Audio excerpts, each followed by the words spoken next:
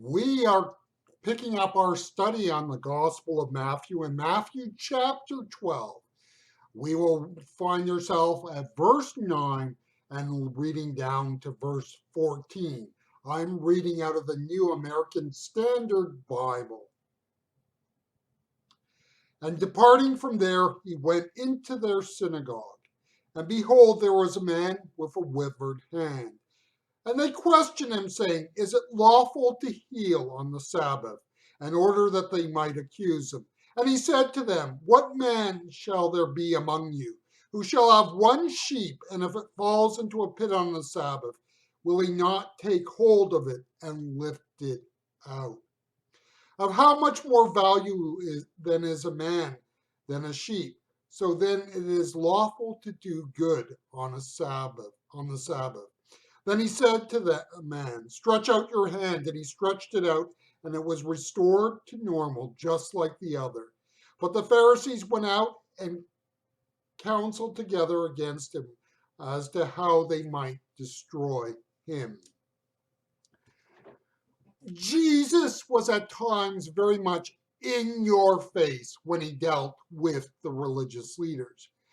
When you turn the faith into a rules-based religion, it is amazing how you end up with very stupid questions. The question of whether to heal a person on the Sabbath is right up there with whether it is proper to use the vernacular in Scripture. Vernacular means common language, or in Scripture translation, or whether it is right to ordain women into Christian ministry. Now, these three examples look like they are not related, yet if you scratch below the surface, you see a commonality in all three. Let us be fully aware that in every age of the church, there is an issue about who is in charge and who is control. The issue of authority is one that dogs the church locally or internationally.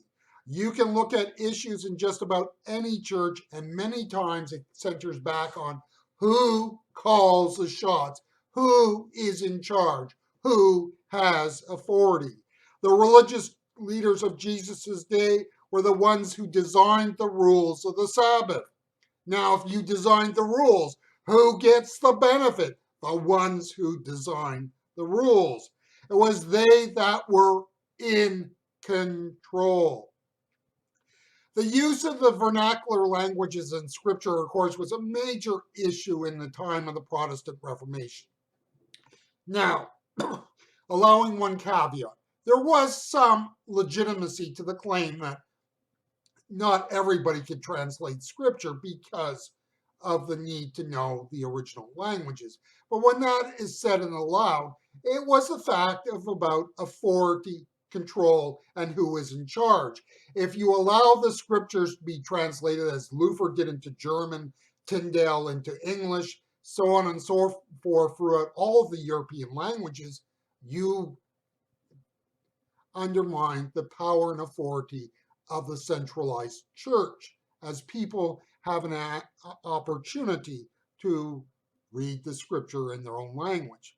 Now, when I look at this, it's no different with the issue today of ordaining women. Why is this a big issue? Because the church is an institution. If you have an institution, you have people who are in control and in charge. To ordain women is to undermine one power block in the church. Now, I'm not going to say there's not some legitimate theological concerns in some Christian traditions, but the reality is when you get at it, it's really about issue of control, charge, and authority. A clerical male caste system was never what Jesus designed for his servants of the church to be. If we are to understand Jesus' view on the Sabbath and what he was driving at, we have to have a different view of the church. If you look at all of the above examples we used, you will find a common thread. These issues are issues that thrive when the church becomes an institution.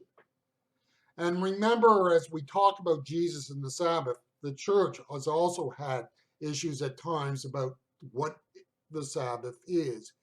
An institution must have people who are in control and in charge and ultimately have the authority.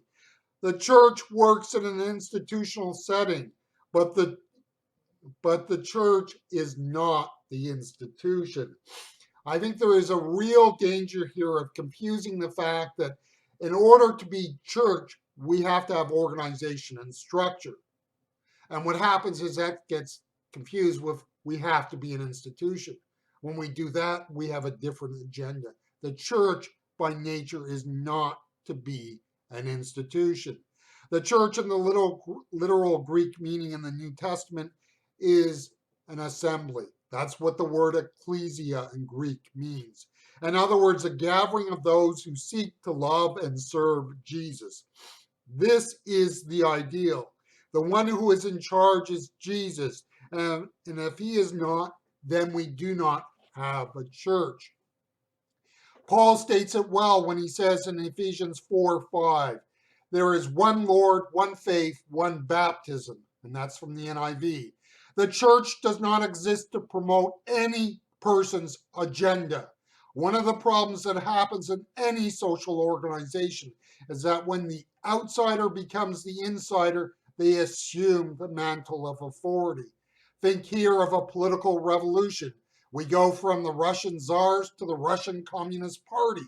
Think here of how new management replaces old management in a business and dictates what will be. Think of how in some circles of the church, a narrow view of scriptural interpretation becomes a new authority and other views are condemned.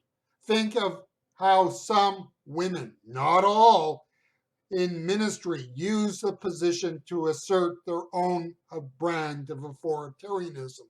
The center of authority in the church is Jesus Christ. It is and always will be.